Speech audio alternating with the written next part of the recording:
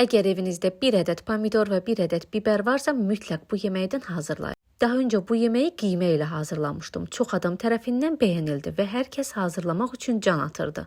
Bu dəfə isə hər kəs üçün asan və əlçatan olsun deyə toyuq əti ilə hazırlayıram. Əvvəlcə kartofları soyub suda bişməsi üçün qoyuruq. Üzərinə bir cimdik duz da atsaz dadı daha yaxşı olar. Daha sonra isə soğanları xırda-xırda doğrayaraq rəngi az saralana qədər qovurub üzərinə toyuğun sinə ətini əlavə edirik. Burada isə əsas diqqət etməli olduğunuz məsələ yeməyi çox da qızartmayın. Daha sonra isə bir ədəd pomidor və bir ədəd biberi xırda şəkildə doğrayıb həmin qızartdığımız filenin üzərinə əlavə edirik.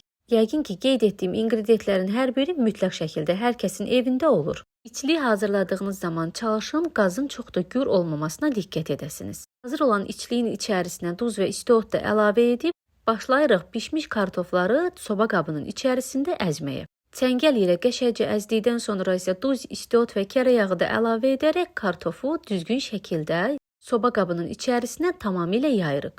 Çalışın bu işləri həyata keçirdikdə biraz cəld şəkildə edəsiniz. Çünki yemək soyusa istədiyiniz effekti ala bilməyəcəksiniz. İstəyinizdən asılı olaraq istərsəniz kartofun içərisinə hər hansı bir göyərti və yaxud sarı kök də əlavə edə bilərsiniz. Daha sonra isə hazırladığımız içliyi yaydığımız kartofun üzərinə isti-isti əlavə edirik. Üzərindən isə hər hansı bir sevdiyiniz Holland pendirini rəndələyib əlavə edirik. Əvvəlcədən qızdırılmış 180 dərəcəli sobada təxmini 5-6 dəqiqə üzəri az qızarana qədər bişiririk. Daha çox maraqlı yemək reseptləri və mətbəx sirləri öyrənmək üçün mütləq kanala abunə olub fikrinizi rəy bölməsində qeyd etməyi də unutmayın. Əgər siz də bu yeməyi hazırladığınız zaman hər hansı başqa bir ingrediyentdən istifadə edirsinizsə, mütləq bunu da qeyd edin. Hər kəsə nuş olsun.